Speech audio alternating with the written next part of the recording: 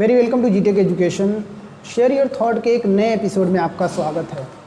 आज हमारे साथ मौजूद हैं निहाल चंद्र शिवहरे सर। निहाल सर बैंकर भी रहे हैं और इनका साहित्य से एक बहुत अच्छा लगाव रहा है, साहित्य से जुड़े हुए हैं हमेशा से।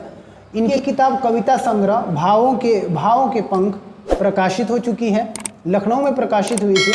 इससे आगे मैं चाहूँगा कि सर ही अपना पूरा इंट्रोड्यूस कराए कि कैसे इनका साहित्य से लगाव रहा है और बैंकर कैसे बने रहे हैं।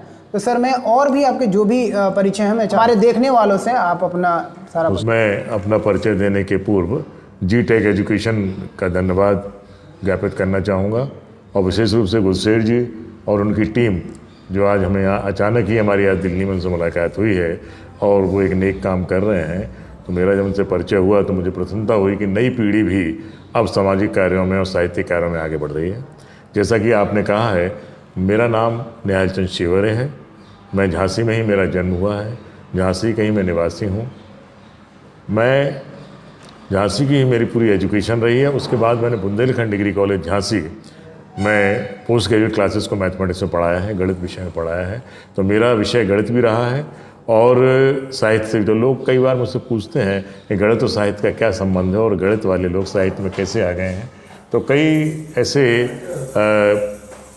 ऐसे हमारे समाज में, हमारे लेखों में संबंध हैं जो गणित और साहित्य के संबंध को बताते हैं। तो वो चर्चा तो मैं यदि बीच में आएगी तो मैं करूँगा। तो मेरा चूँकि जब मैं स्टूडेंट लाइफ में था तो हमारे यहाँ दैनिक जागरण में एक बाल जो कॉलम होता है बच्चों के लिए, तो मोहन दादा के नाम से निकलता था। तो अचानक मैंने मोहन दादा का जब पढ़ा बाल मंडल, मैं उस समय 8th या 9th में रहा होगा। तो मैंने एक छोटी सी रचना उस पर भेज दी और कुछ दिन बाद पता लगा कि वो रचना मेरी फ़ोटो सहित छप के आ गई। मुझे कोई उम्मीद नहीं थी। मैं तो वैसे बाल मंडल में जनरली लोग भेज देते हैं ना कि अपनी फ़ोटो भेजते हैं, कुछ लिख के भेजते हैं। तो उससे मेरा एकदम उत्साह बढ़ा। तो दैनिक जागरण में निकलने के बाद फिर आसपास जो लोग थे उन्होंने भी उसको, बाद में फिर हम जब इंटरमीडिएट कॉलेज में थे तो जब वहाँ मैगजीन निकलती थी स्कूल की, तो मेरे ब्रिजबिहारी श्रीवास्तव जी मेरे हिंदी के टीचर भी थे, आज वो दुनिया में नहीं है। तो उन्होंने मुझे प्रोत्साहित किया और जो छात्र संपादक होते थे तो छात्र संपादक के रूप में वो मुझे मैगजीन में छात्र संपादक का उन्होंने कहा, वो मुझे एक जिम्मेवारी सौंपी। निर्देशन उन्हीं का था, तो उन्हीं के निर्देशन में मैंने धीरे धीरे काम। इसके बाद हमारे यहाँ छोटी मोटी गोष्ठियाँ होती रहती थीं। हमारे कई मित्र हैं जो बहुत अच्छे साहित्यकार हैं और इस समय मतलब इंडिया लेवल में भी उनका नाम है। तो किसी की कहानी गोष्ठी हो रही, किसी की साहित्यिक गोष्ठी हो रही, तो धीरे धीरे इन गोष्ठियों में हम जुड़ते गए। और देखा जाए तो ये जो हमें सब मिला तो परिवेश से मिला, घर के परिवेश से मिला। जैसे कि मदर हमारी कहती थी कि थोड़े पढ़े तो घर से गए, घर से गए, और ज़्यादा पढ़े तो घर से गए। इस तरह पिताजी हमारे चंद्र प्रदाई जी की कथाएं सुनाते रहते थे। तो धीरे धीरे इन सबको पढ़ने से, चूँकि मुझे अखबार और मैगजीन पढ़ने का बहुत शौक था, तो धीरे धीरे पढ़ता रहा और कुछ ऐसे लोग हमें साथी मिलते रहे कि जिनके माध्यम से मैं जुड़ा। फिर मैथमेटिक्स में भी मैंने देखा है, गणित हम लोग पढ़ते हैं तो गणित लोगों को नीरस विषय लगता है। तो मैंने गणित विषय के मनोरंजक तत्व, इस पर भी कुछ नई चीज़ें खोजने की कोशिश की और उसको गणित में विषय में जोड़ा। यदि आप चाहेंगे तो इन संदर्भ में मैं थोड़ा थोड़ा सबके बारे में बता दूंगा। तो इसके बाद मैं 6 साल मैथमेटिक्स डिपार्टमेंट में रहा।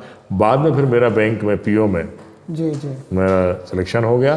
तो मैंने 32 साल बैंक में नौकरी की और वहाँ से मैं मैनेजर पद से रिटायर होने के बाद फिर वित्तीय साक्षरता जो नाबार्ड और बैंक का जो जॉइंट वेंचर चल रहा है, वर्तमान में अब मेरा बैंक पहले रानी लक्ष्मीबाई क्षेत्रीय ग्रामीण बैंक था, उसका मर्जर के बाद सर्व यूपी ग्रामीण बैंक बना और वर्तमान में प्रतिभा यूपी ग्रामीण बैंक के नाम से है, जिसका कि प्रधान कार्यालय मुरादाबाद में। और साथ ही नाबार्ड और बैंक हमारे क्षेत्रीय कार्यालय झांसी में है। तो हर क्षेत्रीय लेवल पर वित्तीय साक्षरता केंद्र बनाए गए हैं। तो मुझे वहाँ पर वित्तीय साक्षरता केंद्र झांसी का प्रभारी बनाया गया है और वित्तीय साक्षरता केंद्र के निदेशक के रूप में मैं काम करता हूँ।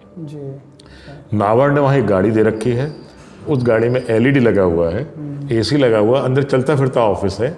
तो हम अपनी बैंक की शाखाओं के माध्यम से महीने में 5 या 6 कैंप करते हैं। और उन कैंप में हम वहाँ की महिलाएं, वहाँ के ग्रामीण क्षेत्र के लोग हैं, तो अपने ब्रांच मैनेजर के माध्यम से वहाँ पर एक कार्यक्रम किया जाता है। उसमें पंडाल भी लगाया जाता है, बुलाया भी जाता है और लोगों को वित्तीय साक्षरता पर अलग अलग कार्यक्रम किए जाते हैं। और वित्तीय साक्षरता में भी अलग है, बच्चों के लिए वित्तीय साक्षरता अलग है, रिटायरीज़ के लिए अलग है, महिलाओं के लिए अलग है, जो अनपढ़ महिलाएं हैं उनके लिए अलग है, और किसान भाई जो हैं उनके लिए अलग अलग। तो वित्तीय साक्षरता का कुछ कॉमन पोर्शन है और बाकी जिसकी जैसी ज़रूरत है इस तरह से कार्यक्रम चलते हैं। ओके सो सर, जैसे आप बता रहे हैं आपने लगभग 32 सालों तक बैंक में सेवाएं दी अपनी, उसके बाद अभी भी किसी न किसी तरह से आप बैंक हाँ, से चूंकि जुड़े ही वित्तीय हुए हैं। शिक्षा साक्षरता में मैं रिटायर हुआ 2016 में जी। और आज 5 साल हो गए, तो वित्तीय साक्षरता केंद्र के प्रभारी के रूप में मैं काम कर रहा हूँ। और आज भी मेरा, और उसका फ़ायदा ये हुआ कि मुझे जो ऑनलाइन कार्यक्रम इसके होते हैं सेवी के, सिक्योरिटी बोर्ड ऑफ इंडिया के, उस पर भी मुझे ऑनलाइन कार्यक्रम में जोड़ लिया जाता है। NCFE national centre for financial education, उसके कार्यक्रम में मुझे जोड़ लिया जाता है। और हमारे यहाँ साहित्य की 5 या 6 जगह गोष्ठियाँ होती हैं जी। वित्तीय उसकी, तो उसमें हम लोग बराबर शामिल होते हैं। अभी कुछ दिनों पहले ही हमारे घर, आपने नाम सुना महेंद्र विश्व जी का, उन्होंने 3rd जेंडर के लिए बहुत ज़्यादा काम किया और लखनऊ में वो हैं। और इस समय जो इलाहाबाद बेंच है उसके वो लखनऊ में रजिस्ट्रार पर सचिव के पद पर हैं। तो उनकी कहानी का हमारे घर पर ही वो पधारे थे, तो ऑनलाइन कहानी का भी हम लोगों ने कार्यक्रम किया। तो बीच बीच इस तरह कार्यक्रम अपने घर पर भी और लोगों के साथ हम लोग करते रहते हैं। झांसी में कमिश्नर महोदय ने बुंदेली साहित्य, बुंदेली को आपने सुना होगा, बुंदेली भाषा है, जैसे अलग अलग ब्रिज भाषा है, बुंदेली है, तो बुंदेली साहित्य उन्नयन समिति का उन्होंने गठन किया है। और उस पर मुझे उन्होंने जो है सीनियर वाइस प्रेसिडेंट, वरिष्ठ उपाध्यक्ष का की एक जिम्मेवारी सौंपी है। तो उसमें हम लोग ये कर रहे हैं कि जितना भी साहित्य बुंदेली का लोगों के पास पड़ा है, ढेर है, वो जगह जगह से कलेक्ट करके, और आगे आगामी जनवरी महीने में हमारे विसारिया जी उसके अध्यक्ष हैं, बाकी पूरी टीम है, और उस टीम में बहुत दिग्गज लोग हैं। मैं तो एक छोटा सा उसका सदस्य हूँ। हमारे कई ऐसे लोग हैं जो बहुत ही ज़्यादा नाम है उनका साहित्य की जगह। तो हम लोग बड़ा कार्यक्रम वहाँ करने जा रहे हैं। और उसमें हमारी ये जो जनवरी में बुंदेली साहित्य की पूरी एक एग्जीबिशन लगेगी, और वहाँ से एग्जीबिशन से सारी किताबें, अटल पार्क वहाँ बनाया गया, जिसका आपने भी सुना होगा कि प्रधानमंत्री जी ने उद्घाटन किया था अभी झांसी में आके। उस अटल पार्क में सारी किताबें रख दी जाएंगी, जिससे कि नई पीढ़ी को बुंदेली साहित्य के बारे में भी जानकारी मिल सके। तो सर, आप साहित्य से और बैंक से लगातार जुड़े हुए हैं, आप बैंक में भी काम करते थे और शुरू से साहित्य से जुड़े हुए हैं। तो सबसे पहले मैं कुछ बैंक से रिलेटेड आपसे जानना चाहूँ, फाइनेंशियल लिटरेसी होता है, ये ज़रूरी क्यों है? देखिए, ऐसा है कि आपने महसूस किया होगा, हम लोग BA कर लेते हैं, MA कर लेते हैं, PhD भी कर लेते हैं, लेकिन आज भी यदि किसी पोस्ट ग्रेजुएट लड़के से एक आप कह दें ब्रांच मैनेजर कि ये फॉर्म हम आपको दे रहे हैं और इस फॉर्म को आप भर लीजिए, तो वो ये तो नहीं कह पाएगा कि मैं फॉर्म भरने में असमर्थ हूँ। वो किसी बहाने से वहाँ से गायब होने लगी। हमने देखा कि ब्रांच मैनेजर में था, गांव में लोग आते थे, तो कई बार उनकी छोटी छोटी समस्याएं होती थी, वो हल नहीं कर पाते थे। तो वित्तीय रूप से साक्षर होना भी बहुत जरूरी है। यानी हम वैसे तो साक्षर हो गए, पुस्तकों का ज्ञान हमने ले लिया, लेकिन वित्तीय रूप से हम साक्षर नहीं हो पाए। तो वित्तीय साक्षरता क्या है कि हमें अपनी फाइनेंशियल प्लानिंग कैसे करना है, वित्तीय रूप से हमको साक्षर कैसे होना है, ये जरूरी है। अभी लोगों से आप पूछें कि सावधि जमा क्या होती है, आवर्ती खाता क्या होती है, हम पैसे को कैसे बचाएं, कैसे सुरक्षित रखें, बैंक क्या है, बैंक का काम क्या है, लोगों को जिनकी जानकारी नहीं है। मैं एक आपको, चूँकि एक इंटरव्यू है उसमें एक मैं चीज़ बताना चाहूँगा। जैसे एक साधारण किसान या अनपढ़ व्यक्ति आपसे आगे पूछता है कि मेरे पास 10,000 रुपये हैं, मैं इनको चक्रवृद्धि ब्याज पर, त्रैमासिक चक्रवृद्धि ब्याज पर कितने दिन के लिए लगाऊं, कितने समय के लिए लगाऊं कि डबल हो जाए। या वो आपसे आगे पूछता है कि कितनी ब्याज दर पर लगाऊं कि मेरा 6 साल में पैसा दोगुना हो जाए। तो उसके लिए एक मैं सिंपल आपको बताना चाहूँ, इस तरह की कई बातें उसमें है कि रूल ऑफ 72, 72 का नियम होता है। यदि आपको 6 साल में पैसा डबल लेना है और चक्रवृद्धि ब्याज है, तो 72 में 6 का भाग देंगे तो 12 आएगा। तो 12% ब्याज पर यदि आप चक्रवृद्धि ब्याज पर, इसमें त्रैमासिक चक्रवृद्धि ब्याज में पैसा लगा देते हैं, तो आपका पैसा डबल हो जाएगा।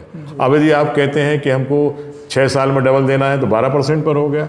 अब यदि आप बैंक में जाते हैं और कहते हैं कि 8% ब्याज हमको मिल रहा है चक्रवृद्धि ब्याज, तो हमारा पैसा कितने साल में डबल हो जाएगा? तो 72 में आप 8 का भाग दे दीजिए, तो 9 साल में आपका डबल हो जाएगा। एक वित्तीय साक्षरता का एक हमने नमूना आपको प्रस्तुत किया है कि यदि आप वित्तीय रूप से साक्षर हैं तो आपको ये ज्ञान हो जाएगा। कई जगह क्या होता है कि कुछ लोगों का पैसा कई बैंकों में पड़ा रहता है, और वो पैसा पड़ा हुआ जो है किसी काम का नहीं, 3% 4% ब्याज मिल रहा है। यदि उसको आप क्यूमुलेटिव रूप में रखें, जैसे एक सिंपल स्टडी की गई है कि यदि आप 10% पर पैसा आप 2500 रुपये करीब 30 साल तक जमा करते हैं, तो आपके पास करोड़ों रुपए में होगा। भारत सरकार ने कई योजनाएं चलाई हैं। 12 रुपये में 2 लाख का बीमा है, शायद आपको पता हो। 12 रुपये साल में यदि किसी की दुर्घटना में मृत्यु हो जाती है, डेथ हो जाती है, एक्सीडेंटल, तो 12 रुपये का बीमा कराने पर, जिसे प्रधानमंत्री सुरक्षा बीमा कहते हैं, उस पर 2 लाख रुपये आपको मिलता है। एक प्रधानमंत्री जीवन ज्योति बीमा है, वो बीमा क्या है, इसमें और दोनों में फ़र्क क्या है कि इसमें 330 रुपये साल लगते हैं।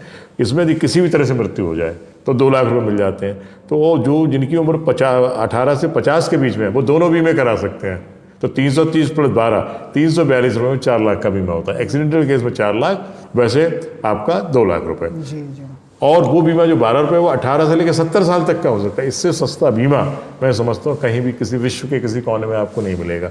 प्रधानमंत्री अटल पेंशन योजना है, जो लोग सरकारी नौकरी में होते हैं पेंशन मिलती है, लेकिन किसान हैं जो 60 साल के बाद बेकार अक्षम हो जाते हैं या कोई मजदूर है तो उनके लिए भी प्रधानमंत्री ने, जैसे एक लड़का कोई बच्चा 18 साल की उम्र का है, यदि 42 रुपये महीने वो जमा करता है 30 साल तक, वो 18 से लेकर 60 साल तक, तो जब तक वो जिंदा रहेगा यदि 42 रुपये करेंगे तो 1000 रुपये पेंशन उसको मिलेगी जिंदा, और उसके बाद उसकी पत्नी को मिलेगी, और उसको भी कुछ हो जाता है तो लगभग 1,70,000 कॉर्पस फंड बनता है, उनके बच्चों को मिल जाएगा। तो सर जैसे इतने सारे मतलब योजनाएं हैं सरकार की तरफ से चल रही हैं, बैंक्स प्रोवाइड करा रहे हैं, अगर हम सब मतलब फाइनेंशियली एजुकेट हो जाते हैं तो इसकी प्लानिंग कैसे करेंगे हम, ताकि हम रिटायरमेंट के बाद प्लानिंग देखिए इस तरह से होती है कि जो हम लोग फाइनेंशियल लिटरेसी कार्यक्रम कर रहे हैं ना, उसमें हम लोग बुकलेट भी देते हैं, जी जी, उसका लिटरेचर भी देते हैं, और वो लिटरेचर में हम सारा बताते हैं बैंक में साहब। देखिए जो नए बच्चे हैं उनके लिए तो ये है कि 18 साल की उम्र से तो आवर्ती खाता खोलें। वो जैसे ही उनकी इनकम शुरू होती है 1000 रुपये बचाएं, 500 रुपये बचाएं, 5000, जिसकी जितनी हैसियत, वो पहले 2 या 4 साल के लिए, उस समय ब्याज दर सबसे ज़्यादा जितने साल के लिए आवर्ती खाता खोले। 5 साल बाद जब पैसा आ जाए उसको निकाले नहीं, उसकी फिर FDR बना दे, सावधि खाता, इकट्ठा पैसा डाल दें 5 साल के लिए, 10 साल के, जो भी जैसी उनकी मतलब आवश्यकता है उसके अनुसार, और फिर एक नई RD खोल दे। यदि 2 या 3 टर्म आप इस तरह कर लेते हैं तो आपको भविष्य में किसी के आगे हाथ नहीं फैलाना होगा, आप स्वयं फाइनेंशियली मजबूत हो जाएंगे। जी जी। जैसे आप बता रहे हैं कि जो भी हो, अगर हम अर्निंग हमारी शुरू होती है तो हम मतलब बचाने लगते हैं, आवर्ती खाता खोल के उसमें सेविंग करने लगते हैं, अलग अलग तरह की चीज़। लेकिन सर फ्रॉड का भी चांसेस रहता है। देखिए तो फ्रॉड के लिए क्या है, फ्रॉड के लिए कि पहली चीज़ तो क्या है कि पैसा आप उसके पास जमा करें। जैसे कि आप मेरे पास पैसा जमा करने आए और आपके जैसा भुगतान जब मुझे लेना होगा तो भुगतान कौन देगा, तो वहाँ यदि आपको ये पता लगे भाई भुगतान के लिए आपको पेपर देने होंगे, फिर कहीं भेजे जाएंगे, वहाँ से सेंक्शन होके आएंगे, तो ऐसी जगह आप अलर्ट हो जाएं। जैसे कि मैं आपको बताऊं कि लोग कहते हैं हम आपका 2 साल में पैसा दुगना कर देंगे जी, हम 5 साल में पैसा दुगना कर देंगे। ऐसे आप यदि लालच करते हैं तो लालच से आप बचें। आप देखिए मैंने आपको रूल ऑफ 72 बताया है, यदि कोई व्यक्ति 2 साल में पैसा डबल कर रहा है, इसका मतलब कितने % ब्याज देगा, 72 में 2 का भाग दे दीजिए, 36% चक्रवृद्धि ब्याज। क्या कोई दे सकता है? वो 36% चक्रवृद्धि ब्याज तो नहीं देगा, आपका पैसा डूब जाएगा। तो कभी वो लालच में ना पड़े और पैसा ऐसी जगह जमा करें जो सरकारी संस्थाएं हैं, प्राइवेट जो चिट फंड या इस तरह का जिनका कोई मतलब अस्तित्व ही नहीं है। वो कई बार ये कहा था कि भाई फलाने व्यक्ति ने फलाने के जमा करा के इतने साल में डबल करा दिया, तो भैया उस व्यक्ति का पता तो करो किसने कराया, किस संस्था ने कराया। तो आपको जो बैंक है, LIC है, पोस्ट ऑफिस है, जो सरकारी योजना है या सरकारी पैसा है जिसमें कि RBI का अंकुश है, सेवी का अंकुश है, सिक्योरिटी बोर्ड ऑफ इंडिया का अंकुश, ऐसी जगह आप पैसा जमा करें तो आपका पैसा सुरक्षित रहेगा। पहली चीज़ लालच बुरी बला है, कभी आप लालच में नहीं आए। जैसे कई बार क्या होता है कि लोग किसी सलाह नहीं लेते हैं वित्तीय प्लानर से, उन्होंने चुपके से कि मेरे पड़ोसी का ऐसा ना हो कि 2 साल में डबल हो जाए। जैसे आपके पिताजी की ज़मीन बिकी, कहीं मान लो सड़क बन रही है, 5 लाख 10 लाख मिल गया, तो आपके पिताजी चाहेंगे मेरा 10 लाख का 20 लाख हो जाए 2 साल में, पड़ोसी को पता ना लगे, और बाद में जब वो फैसला डूबता है तो सारे गांव को पता लगता है। तो आप कभी भी यदि आपको लगता है कि हमें कोई समझ में नहीं आ रही है, तो आप वित्तीय साक्षरता के लिए बैंक में या किसी समझदार व्यक्ति से, चार्टर्ड अकाउंटेंट, उनसे सलाह लेकर ही करें, लालच में ना पड़े। तो जो लोग लालच में पड़ते हैं, दूसरा ATM कार्ड वगैरह, ATM कार्ड आ गए हैं तो उसमें जैसे आपको बताया जाता है अपना पिन नंबर नहीं बताना है, आपको अपना अकाउंट नंबर नहीं बताना है, आपका आधार कार्ड उसका अंगूठा नहीं लगाना है बिना सोचे समझे, इन सब चीज़ों से फ्रॉड होते हैं। अच्छा, जैसे कि आपको पासवर्ड दिया है तो आपको ताले की चाबी दी गई है, अब यदि ताले की चाबी आप दूसरे को दे देते तो निश्चित है कि आपका नुकसान हो जाएगा। जी जी, इस तरह से आप फ्रॉड से बच सकते हैं। तो सर फ्रॉड से तो बच जाते हैं, लेकिन एक हमने सुना था सेल्फ हेल्प ग्रुप, तो ये सेल्फ हेल्प ग्रुप क्या है? स्वयं सहायता समूह ये है कि गांव में आप देखते हैं कि केवल खेती होती है जी जी, और खेती में जब कोई नेचुरल क्लैमिटी हो जाती है, सूखा पड़ गया है या ज़्यादा वर्षा हो गई तो फसल नष्ट हो जाती है और किसान की सारी पूंजी चली जाती है। तो स्वयं सहायता समूह ऐसे बनाए गए हैं कि जैसे महिलाएं हैं, अब जो खाली समय होता है महिलाएं कोई काम कर सकती हैं, तो अकेले तो कुछ नहीं कर सकते हैं, तो एक ग्रुप, एक मतलब जिनका जीवन स्तर एक सा है, उसमें से 10 महिलाएं एक निश्चित राशि तय करती हैं कि हम 100 रुपये महीने 50 महीने बचाएंगे। हर महीने मीटिंग करती हैं। मान लीजिए कि 15 महिलाएं या 10 महिलाएं हैं, 10 महिलाओं ने 100 रुपये बचाए तो 1000 रुपये महीने उनका हो गया, और वो 1000 रुपये महीने बचाती चली जाती है। सेल्फ हेल्प ग्रुप उनका खाता बैंक में खुल जाता है और बैंक उनको 6 महीने तक ऑब्जर्व करता है। 6 महीने बाद उनकी प्रोग्रेस देखते रिवॉल्विंग फंड देता है और उससे रिवॉल्विंग फंड देते हैं और उनका जो पैसा बचा उससे फिर उनको छोटा मोटा काम वो शुरू कर सकते हैं। उनको सरकार की तरफ से ट्रेनिंग भी दी जाती है, जैसे कि आपने ODOP नाम सुना, 1 डिस्ट्रिक्ट 1 प्रोडक्ट। तो कहीं जैसे मान लीजिए झांसी में हमारे यहाँ टेडी बियर का काम चल रहा है, तो उन महिलाओं को टेडी बियर की ट्रेनिंग दे दी गई, उनका मटेरियल दे दिया गया, वो टेडी बियर बनाए, बेचें और उसकी इनकम उनको मिले। इस तरह से सेल्फ हेल्प ग्रुप से महिलाएं भी, पुरुष भी अपना काम कर सकते हैं। अच्छा सर, आप कंटिन्यूअसली बैंक से जुड़े रहे हैं, बैंक के लिए काम किया आपने, तो फिर आपका साहित्य से लगाव कैसे हुआ? साहित्य से कैसे जुड़े आप? साहित्य से जैसे बैंक के भी जितने कार्यक्रम होते थे उनमें मुझे संचालन करना, बैंक की कोई मैगजीन लगी निकली तो उसको संपादक के रूप में। और ये मैं बताऊं आपको, जो बचपन का आपका शौक होता है वो तो कहीं ना कहीं, कोई यदि खिलाड़ी है तो वो खेलेगा, है ना। अब लोग कहते हैं कि साहित्य को समाज से क्या मिलता है, कैसे? जैसे मैं समझता हूँ कि यदि आप एक रास्ते में निकल रहे हैं और एक भूखा नंगा बच्चा, जो बच्चा पढ़ने की उम्र में कहीं काम कर रहा है किसी होटल पर, तो जो साहित्यकार होगा उस पर साहित्य लिखेगा, जो गीतकार होगा वो गीत लिखेगा, चित्रकार होगा चित्र बनाएगा, और जो समाज सेवी होगा वो उसके लिए कुछ करेगा। तो ये जो शौक़ आपका होता है वो शौक़ तो कहीं ना कहीं आपका किसी तरह से पूरा होगा ही, उसको आप नहीं रोक सकते। जो बचपन से आपको जो मतलब अच्छा लगता रहा है, तो आप भले ही किसी भी जॉब में हो, जैसे कोई किसान है वो अच्छा गाना भी गा सकता है, जी। कोई अच्छा प्लेयर भी, क्रिकेट प्लेयर भी हो सकता है, कोई अच्छा म्यूजिशियन भी हो सकता है। तो आपका जो शौक़ है, बशर्ते कि आपको समय मिले। तो जब नौकरी में आदमी रहता है तो उतना काम नहीं कर पाता है, लेकिन सेवानिवृत्त होने के बाद मैंने महसूस किया कि समय रहा और समय का सदुपयोग यदि आप कर सकते हैं और आपको ऐसे लोग मिल जाएं जिनसे आपको मार्गदर्शन मिले, तो आप बहुत आगे बढ़ सकते हैं। जी। और सर, जहाँ मैं भी साहित्य से जुड़ा हुआ हूँ और पढ़ता रहता हूँ और लोगों से मैं मिला, साहित्यकारों से मिला, तो मुझे ऐसा महसूस हुआ कि साहित्यकार थोड़े भावुक होते हैं और समाज उन्हें बहुत प्रभावित करता है। आपको कितना प्रभावित करता है? देखिए, हमारे गुरुजी जो थे, यानी हमारे चेयरमैन रहे, वो बहुत अच्छे साहित्यकार थे, आज वो दुनिया में नहीं है, मिस्टर जगदीशन पंड्या। तो वो एक बात कहते हैं कि संवेदना के बिना मन व्यर्थ है और देह में आरूढ़ संयंत्र है। यानी यदि आपके मन में संवेदना नहीं है, देखकर किसी की आंख में अश्क, मैं दर्दमंद था, खुदा की राह में वो मेरा पहला कदम था। तो यदि आपके अंदर संवेदना नहीं है तो आप ना तो अच्छे गीतकार हो सकते हैं, ना अच्छे चित्रकार हो सकते हैं, ना अच्छे साहित्यकार हो। संवेदना के बिना, यानी संवेदना के बिना मन यंत्र है, देह में आरूढ़ संयंत्र है। ये उनके शब्द थे जो मुझे आज याद आते हैं। और आप भी देखिए, यदि आप किसी को देख के मन में आपके दर्द और पीड़ा नहीं होती है तो आप साहित्य में आगे जा ही नहीं सकते। जी।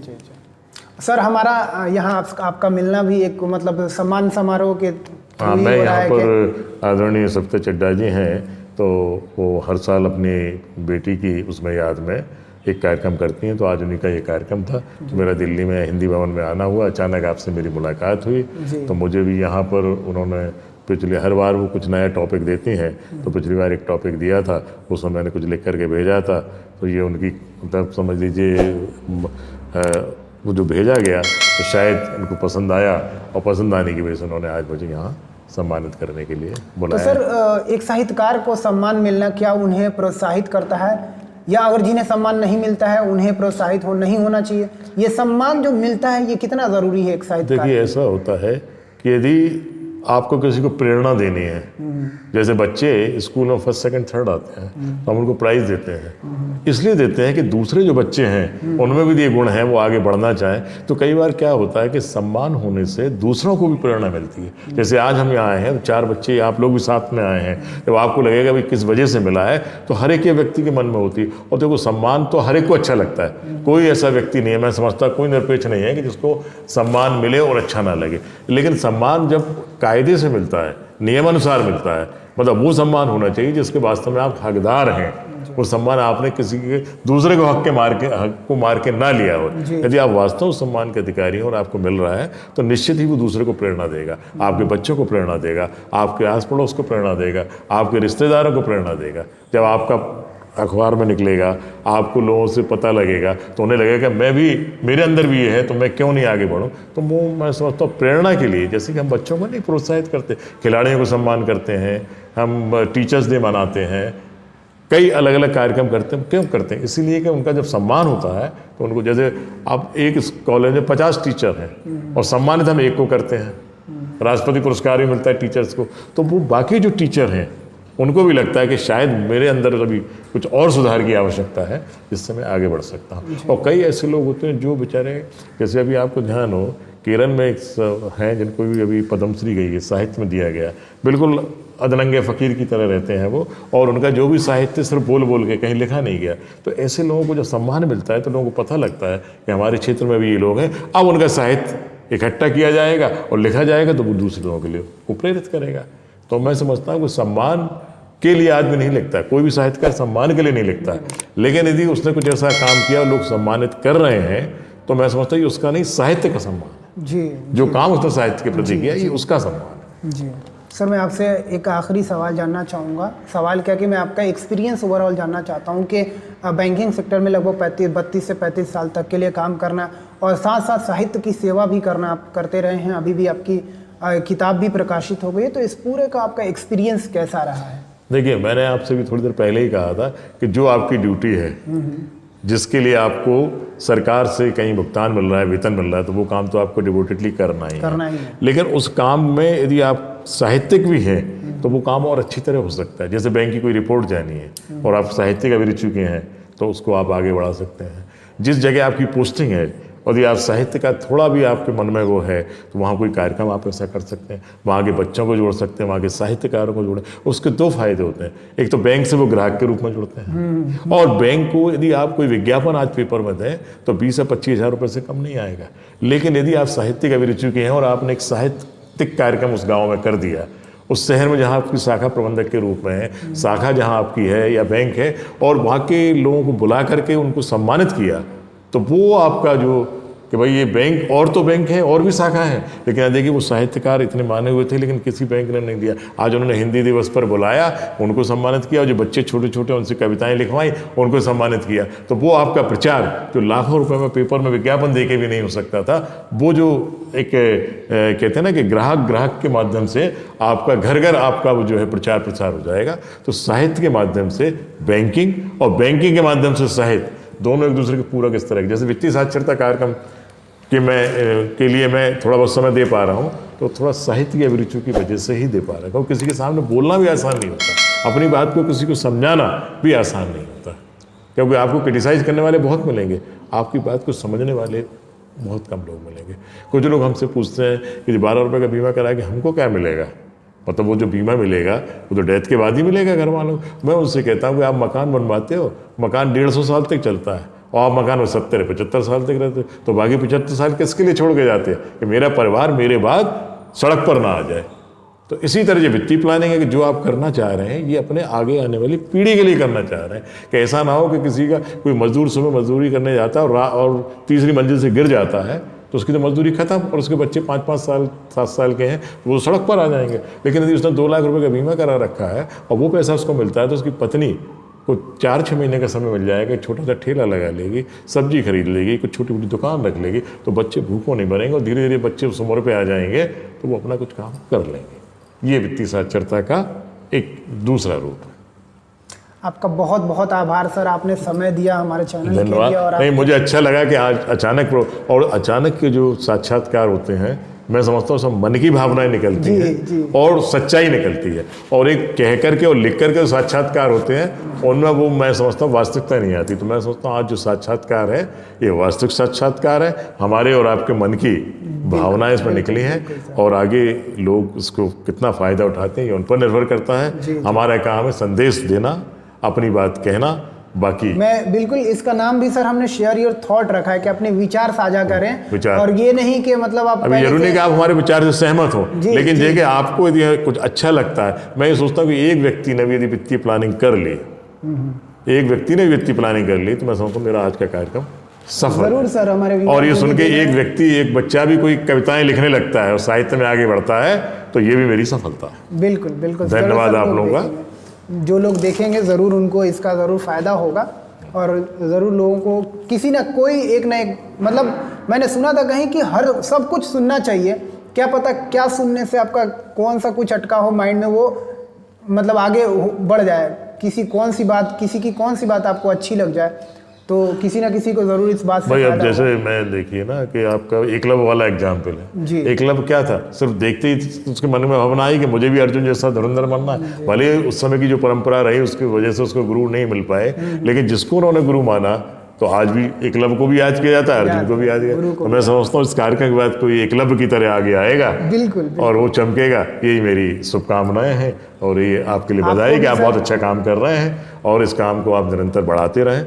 मुझसे भी कई अच्छे जानकार आपको मिलेंगे और बहुत सी जानकारी आपको मिलेंगी। बहुत धन्यवाद सर आपका, और आपको बहुत बहुत शुभकामनाएं आपकी किताब के लिए। धन्यवाद।